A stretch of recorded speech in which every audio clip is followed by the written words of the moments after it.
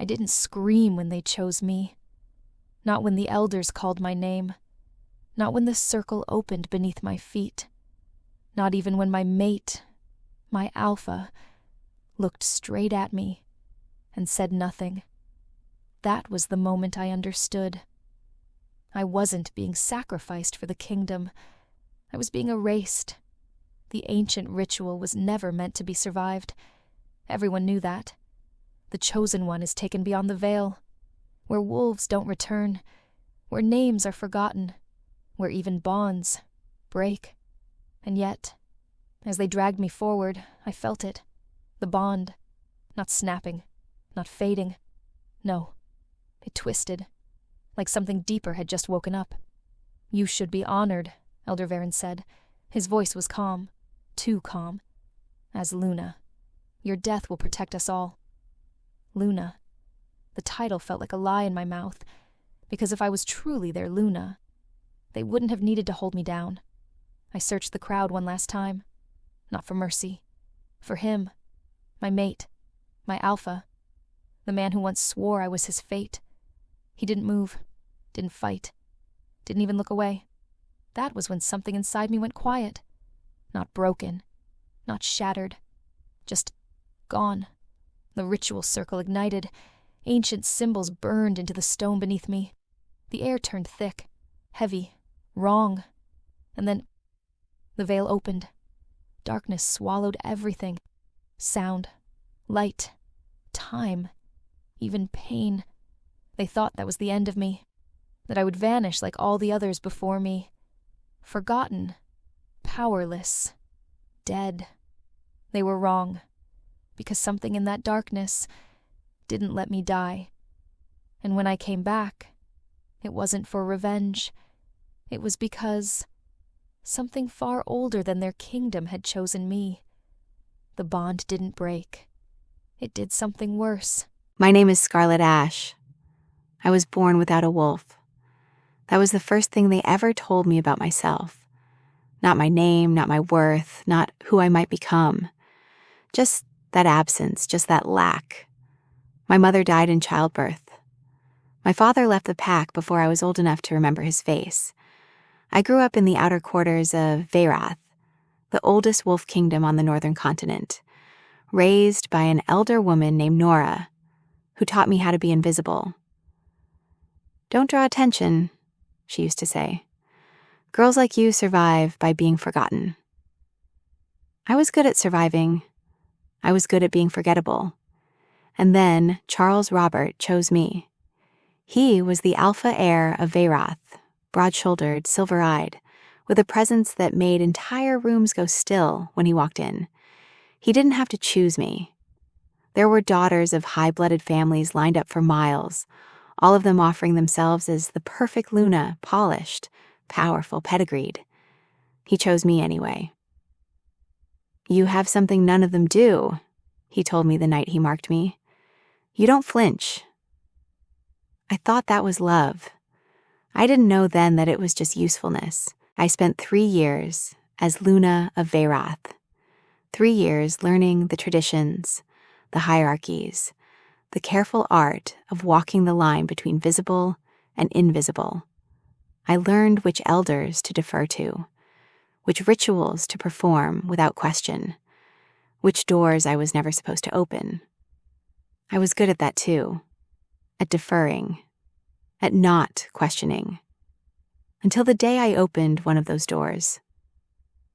I didn't mean to find what I found. I was looking for historical records, something about the founding of the veil ceremony, because a younger pack female had been shaking all morning and no one would tell me why.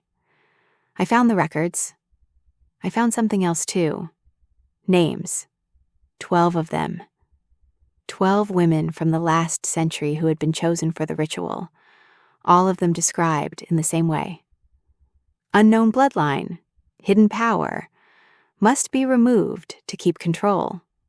12 names, 12 women, and beneath each one that same phrase written in the same hand, pressed into the page like whoever wrote it had been very certain and very afraid of being wrong. I stood there in that archive room, reading it over and over until my hands went cold. That was 3 weeks before they chose me. I want to be honest about something. I had time to run.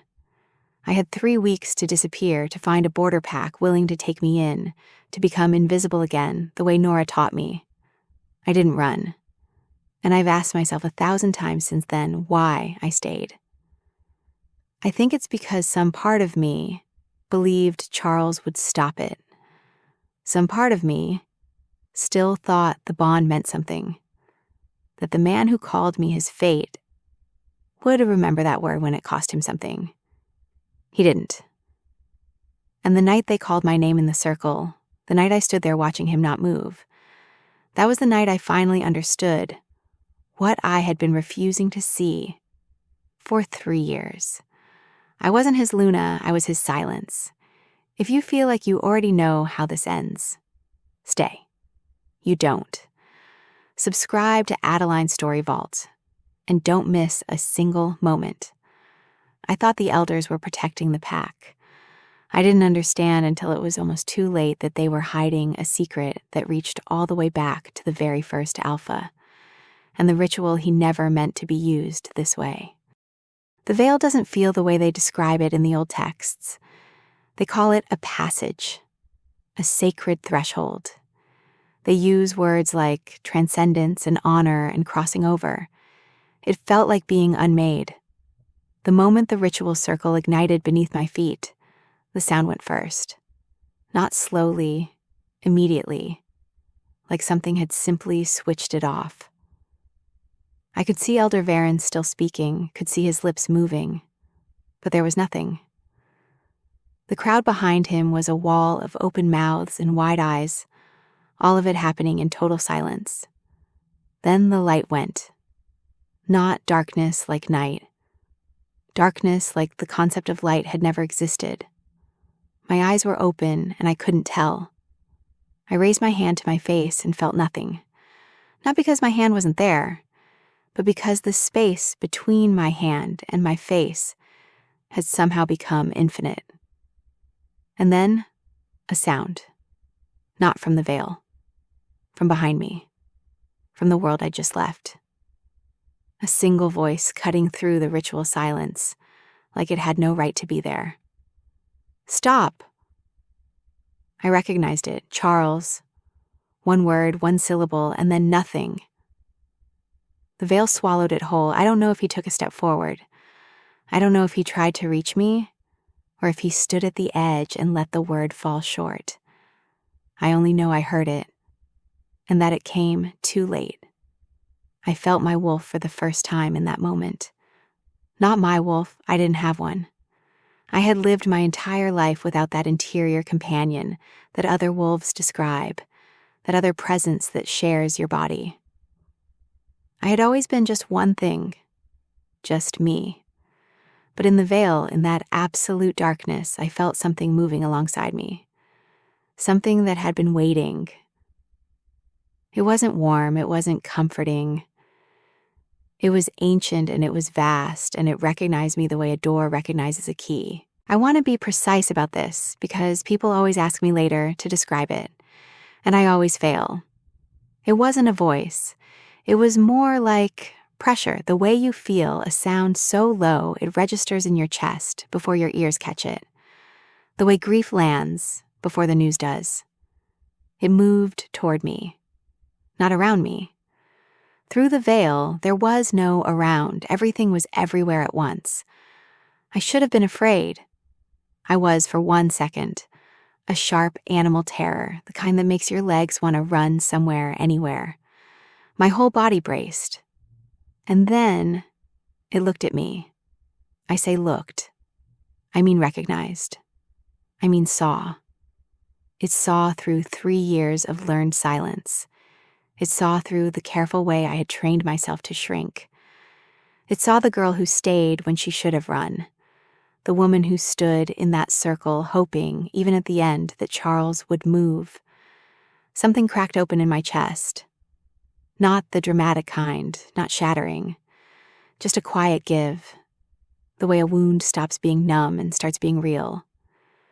Why did you stay? Not in words, in knowing. Suddenly the question was just there inside me, and the answer came before I could stop it. Because I wanted him to choose me. Again.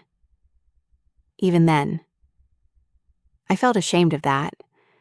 Standing in the dark at the edge of whatever came next, I felt ashamed of how much I had still wanted him to be the version of himself I'd invented.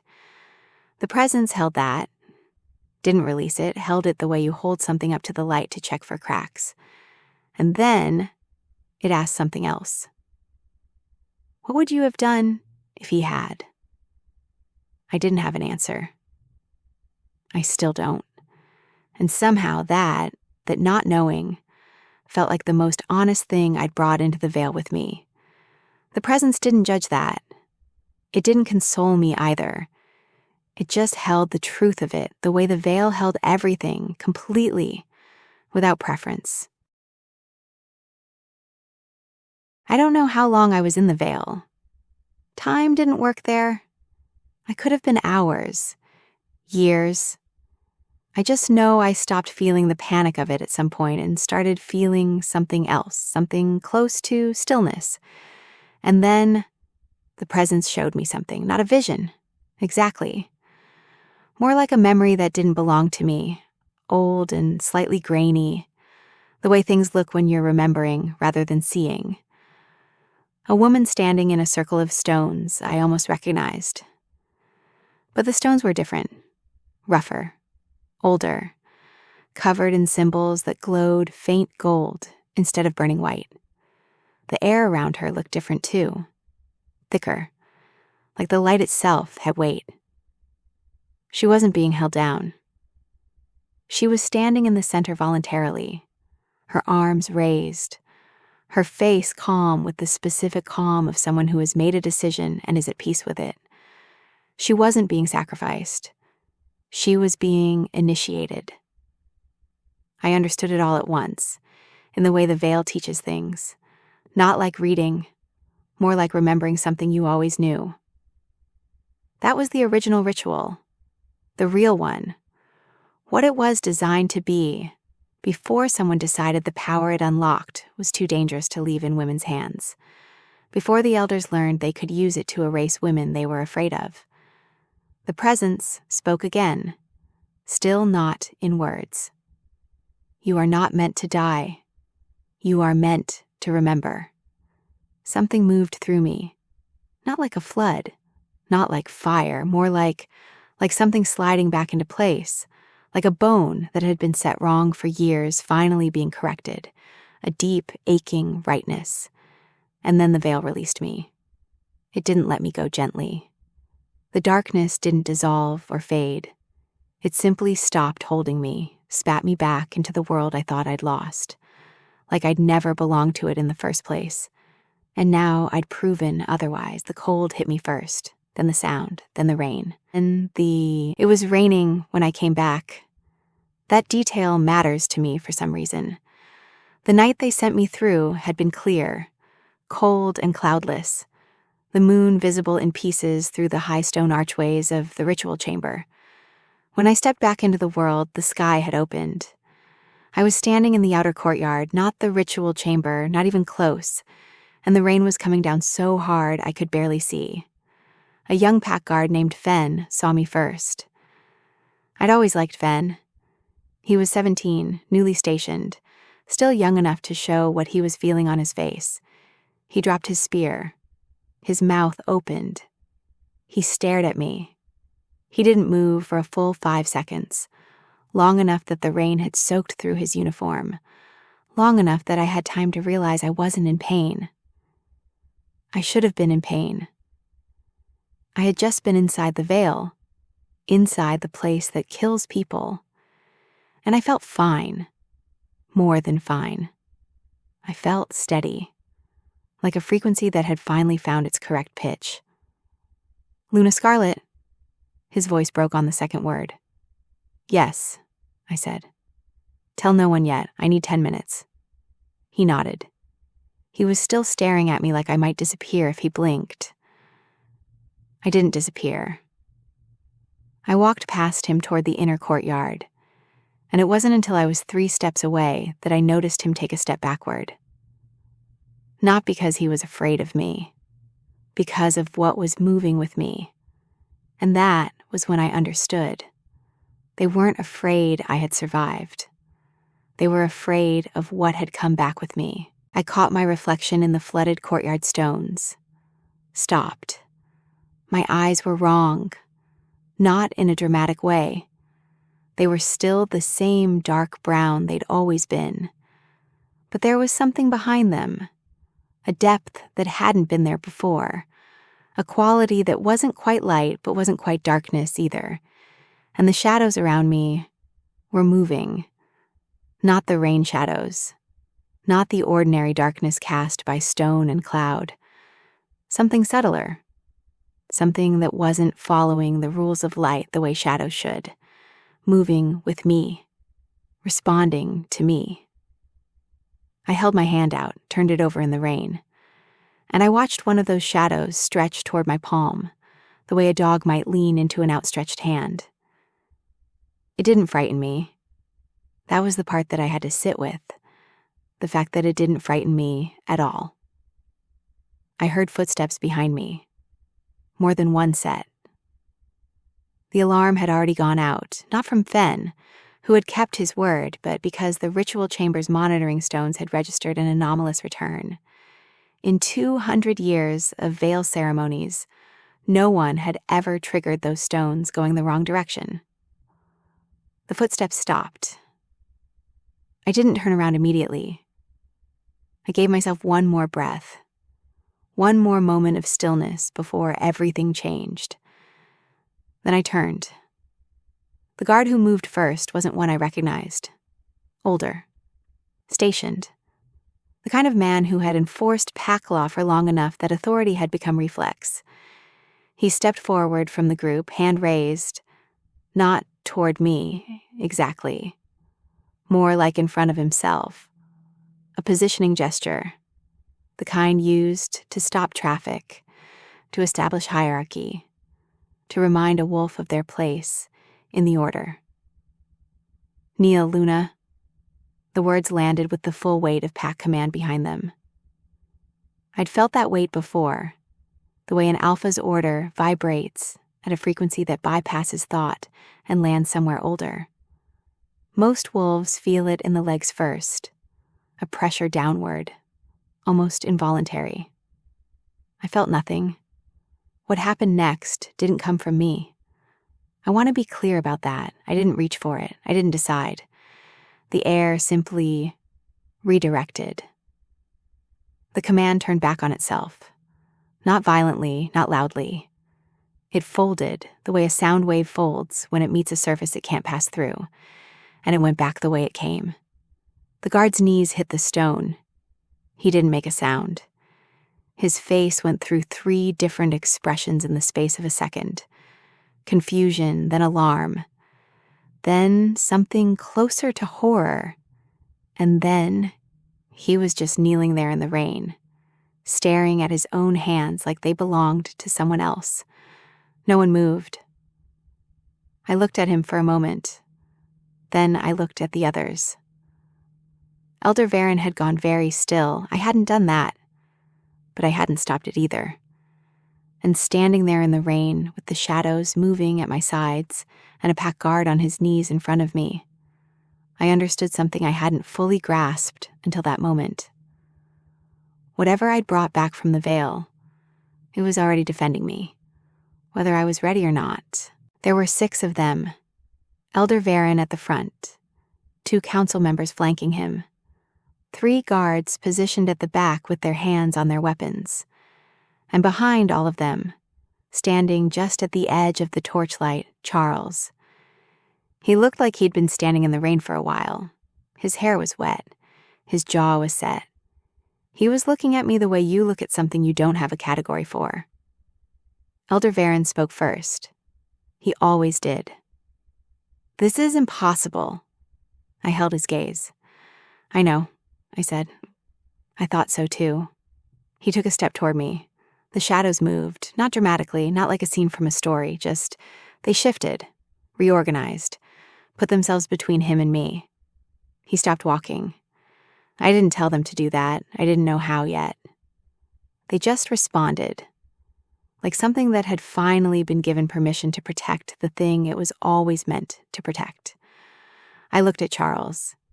He was still at the back. He hadn't moved forward, hadn't come to me. But he was watching me with an expression I couldn't read, something that wasn't quite fear and wasn't quite relief and wasn't anything I had a name for. I filed that away. There would be time for Charles later. Right now, I had other things to establish. I'd like a room, I told Elder Varen. I'd like dry clothes and a meal, and tomorrow morning, I'd like an audience with the full council. He stared at me. You can't, tomorrow morning, I said again. No louder, no softer. Just the same words, carrying the same weight. The shadows settled. Elder Varen stepped aside. The room they gave me was in the east wing, far from the main halls, far from the council chambers, far from Charles's quarters. I understood the message. They wanted me contained, observed, put somewhere they could watch the exits. I didn't care. I needed this space. I sat in the center of the room for a long time after the servant left. That was when it happened the first time. I wasn't thinking about anything dangerous. I was just sitting there.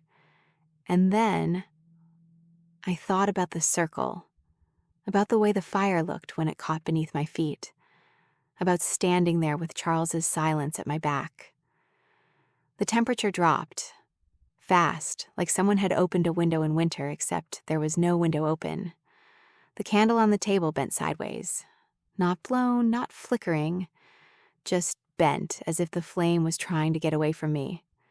The shadows in the corners of the room pulled sharp, too sharp. The kind of darkness that doesn't belong in a lit room. A crack split the small mirror above the washstand. Clean, vertical, top to bottom. I stopped breathing. I sat very still and focused on nothing, on the texture of the floor beneath me, on the sound of rain against stone, on anything except the anger, and slowly, slowly, the room came back. The temperature climbed. The flame straightened. The shadow softened. Okay. So that was how it worked. Emotional state, power response, direct correlation, no buffering, no delay. That was going to be a problem. Because tomorrow I was going to walk into a room full of people who had tried to kill me, and I was going to have to hold this perfectly still. Then came the knock. Not Charles. The cadence was too deliberate, too sharp raps. Official, the kind that precedes a message you didn't ask for. I crossed to the door, opened it.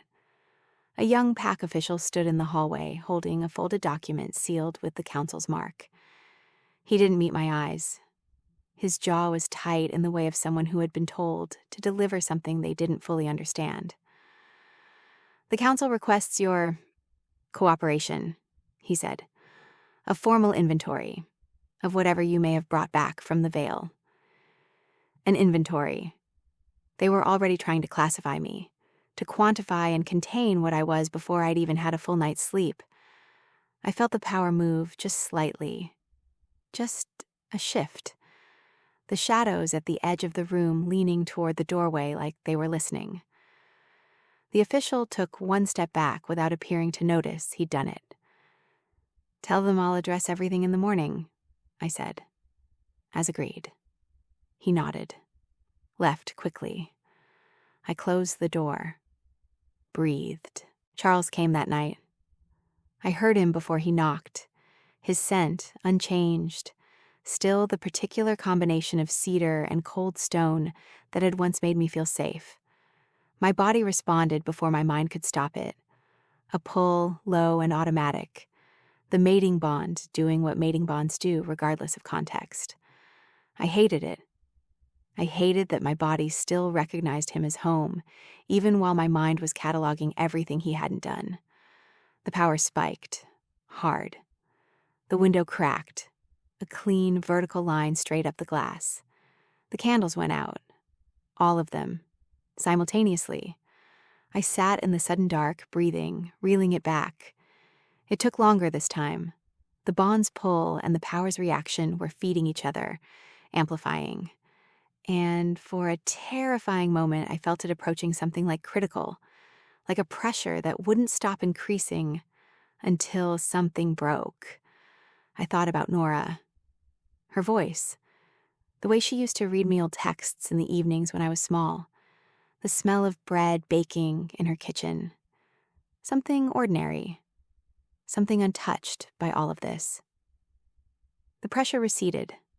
Slowly, unevenly, but it went. I relit the candles with my hands shaking. Charles was still outside the door. "I know you're there," I said. A pause. "I need to..."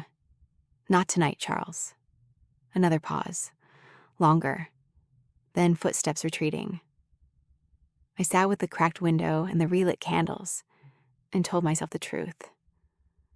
I had wanted to open that door. Some broken, I spent the rest of the part night of me practicing. had wanted to. I didn't know what else to call it. That part of me There was no going system, to get me no killed teacher. if I let it. I was just sitting with the power and learning its edges, the way it surged with anger, the way it gentled with grief, the way it became something else entirely, something warm and almost painfully tender when I thought about those 12 women in the archive records, not avenging them, just thinking about them, who they might have been before the elders decided they were threats.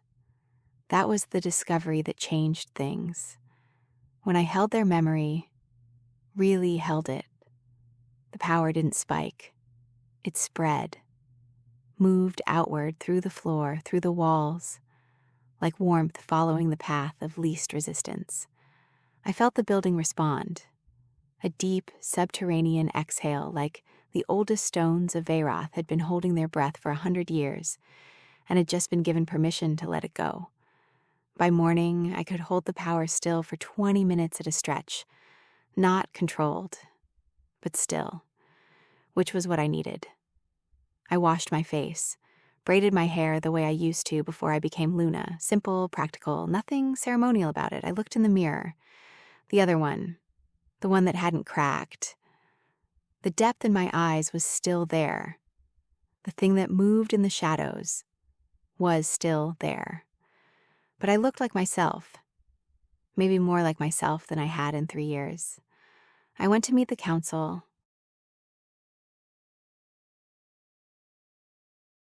The full council of Veyrath was 11 people. I had sat in that chamber dozens of times, as Luna, always in the secondary seat, slightly behind Charles's, slightly to the left, positioned to indicate support rather than authority. I sat in the center. Not in Charles's chair, not claiming his position, just in the center of the room, where they'd have to arrange themselves around me instead of the reverse. Elder Varen looked at me like I was a problem he hadn't finished calculating yet. Charles sat at the head of the table.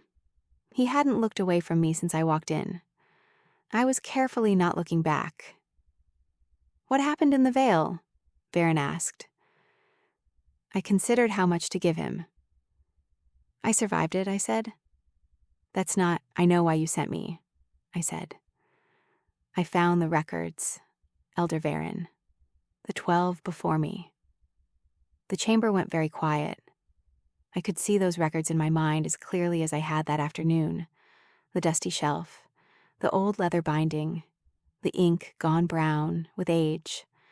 12 names stacked down the page like entries in a ledger, like graves. Each one followed by that same phrase, written in the same careful hand. As if whoever wrote it had done it so many times the words had stopped meaning anything to them. It had meant something to me. I watched Varen's face, watched the specific quality of stillness that settled over him.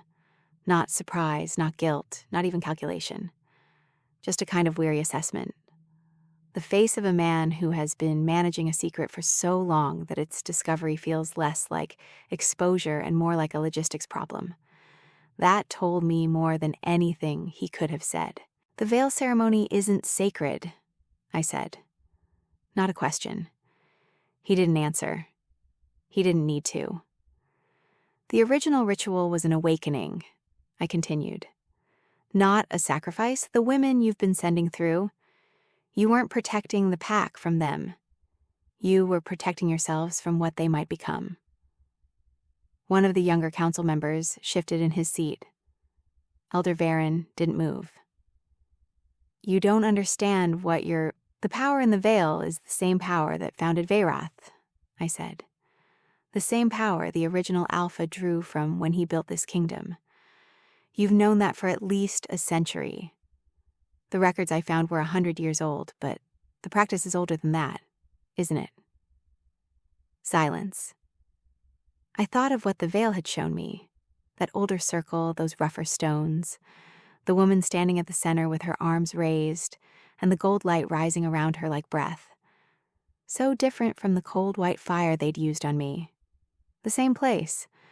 A completely different intention. You found a way to seal it, I said. To keep that power locked in the veil and unavailable to the pack. Because as long as no wolf could access it, your authority remained absolute. The hierarchy remained unchallenged. I was watching Charles when I said that.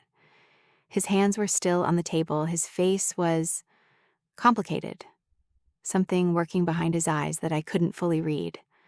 I told myself it didn't matter. It was the youngest elder, a woman named Chorus, who had always been marginally kinder than the others, who finally spoke. You have no wolf, she said. That's why. We've always watched for the ones without wolves, the ones who seemed powerless. I looked at her. Because the veil responds to the empty space, she said quietly. Wolves with established powers are rejected. The veil closes around them, but someone without, it opens. It takes them in and it... She stopped, looked at her hands. We didn't know they survived it, she said. We didn't know it was possible. We thought we were simply removing a threat before it could manifest. The silence in the chamber had a different quality now. Heavier. They had thought they were killing us. All 12 women before me, sent through a ritual they believed was fatal to prevent powers that hadn't manifested yet. A preemptive erasure. What had I almost done last night, sitting in that room with the shadows moving and my hands shaking? How close had I come to making Varen's fear justified? I had almost become exactly the threat they'd been trying to eliminate. That recognition sat in my chest like a stone. I hadn't expected it. I hadn't expected the ground to shift in that direction. Charles's voice, very quiet, from the head of the table. I knew about the records, he said. Not all of it. Not the full history, but I knew they'd identified you as potential. I told them I'd manage it. I looked at him. Manage it, I said. He didn't flinch at the repetition. That almost made it worse. I thought if I kept you quiet, he said, if I kept you close and gave them no reason to act, they would leave you alone. I thought the bond was enough, that you being mine was protection. He paused. I didn't understand that to them, you being mine just made you more dangerous to lose track of. He hadn't tried to save me. He had tried to manage the risk I presented. And when the risk became too large to manage, he had stepped back and let the system take me. He had loved me the way you love something you're afraid of.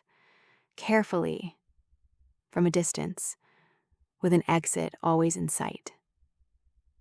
And when you couldn't, he didn't answer. He didn't have to. That was enough. That was actually, finally, enough. I sat with what Charles had said for a long time. 3 minutes, maybe. In a room full of 11 council members and an alpha, 3 minutes of silence is geological. It has weight. It changes the shape of things. No one tried to fill it. I think they all understood on some level that the next words spoken were going to matter. I thought about revenge. I want to be honest about that too. I thought about what it would feel like to let the power go, fully, without restraint, and let it show these people what they had nearly destroyed. I thought about the 12 names. I thought about Nora telling me to be invisible, and who had taught her that, and how far back it went. I thought about what revenge would cost, not to them, to me. The thought sharpened into something almost physical. The shadows in the room pulled inward, just slightly, just for a second, drawn toward me like a breath being held. At the far end of the table, Elder Chorus went very still. Her hand moved to her throat without her seeming to notice it had. I felt the threat of it. How easy it would be. The power surged. Not a spike, a wave, the kind that doesn't ask permission. Every shadow in the room lunged inward at once, sharp as a held breath, and the air pressure dropped so fast that the elder beside Varen grabbed the edge of the table. A thin line cracked across the stone floor beneath my feet. Hairline, silent, running from my chair to the base of the charter wall. I closed my eyes, counted 4 seconds, pulled it back. I let it go. I had spent the whole night learning to hold this power still, learning that when I was fully in it, it didn't feel like a weapon. It felt like memory. It felt like the original thing, before it was twisted into something the elders could use as a mechanism of control. Weapons destroy. They don't remember. I wasn't here to destroy. I stood up, slowly, deliberately. I watched the room respond, subtle shifts, straightened spines, a collective repositioning as everyone in that chamber recalibrated where the center of gravity was.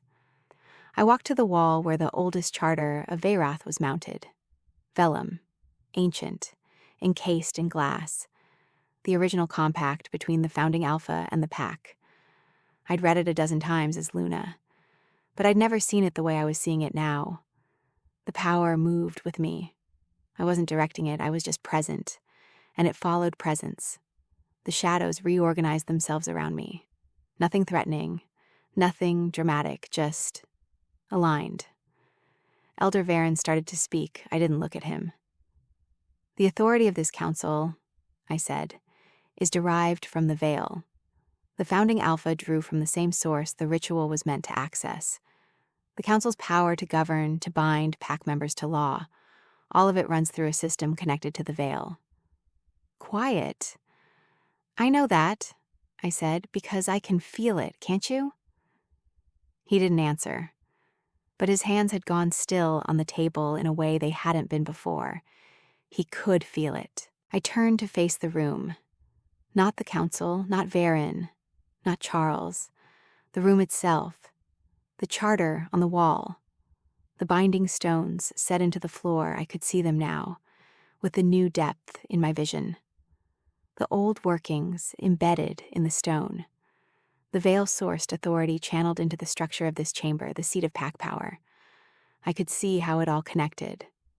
I could see the thread. I reached for it, not with my hands, with the thing the veil had restored to me. And I pulled, gently, not in anger. The way you pull a loose thread from a hem, carefully knowing the fabric will hold if you do it right, knowing only the incorrect part will give. The binding stones went dark. The charter dissolved, not burned, not torn, just unmade.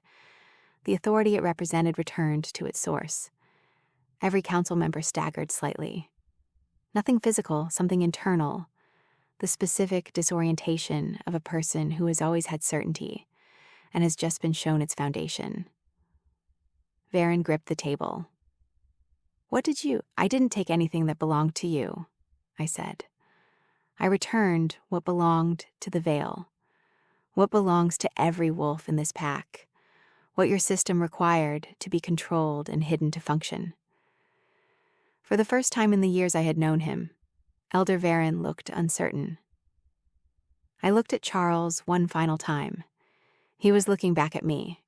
His eyes were full of something complicated and true and too late. Scarlet, I shook my head. Not harshly, just once. A single, complete movement. Then I walked out. The rain had stopped while I was in the council chamber. I walked through the outer courtyard, through the gate that no one tried to close, through the long road that led from Veyrath's center to its borders. The stones beneath my feet were wet and cold and completely real. I didn't know where I was going. That was the honest answer. I'd spent so much energy on what I was leaving that I hadn't fully built a picture of where. It didn't frighten me. That surprised me a little. Behind me, I could feel Veyrath changing. Not collapsing. The pack wouldn't fall. The territory wouldn't dissolve. But the structure that had governed it, the invisible architecture of authority built on a stolen and corrupted source that was rearranging itself. I could feel, distantly, other wolves noticing. Not all of them. Not yet. But some, the ones who had always felt that particular suppression without having words for it. The young pack females who had been told to be invisible. The ones who had never found their wolves despite years of searching. Something was opening up for them now. I couldn't do more than that from here, but I had done this. I stopped at the border crossing. Turned back once. Old habit. Charles was standing at the far end of the road, outside the gates. He hadn't followed me. He'd just come out. Standing in the morning light with his silver eyes and his complicated face, watching me go. The bond was still there. I could feel it. It hadn't broken in the veil. It had mutated. Become something neither of us had a map for. He couldn't reach me through it anymore, couldn't pull. But he could feel me. He would always feel me. I didn't know yet if that was a wound or something else. I turned back toward the border. The shadows moved with me. Quiet now. Patient. I walked through the crossing, and somewhere in Veyrath behind me, in the outer quarters, in the lower halls, in the rooms of girls who had been taught to be forgotten, something woke up. Scarlett didn't take anything back. She returned something. There's a difference. She walked away uncertain, unfinished, not fully healed. And she walked away free. Because the veil didn't choose her, because she was powerful enough to destroy them. It chose her because she was willing to remember who she was before they told her to forget. If Scarlett's story stayed with you, the silence she carried, the choice she made when revenge was right there within reach, subscribe to Adeline's Story Vault so you never miss what comes next. Drop a comment below. What was the moment that hit hardest for you?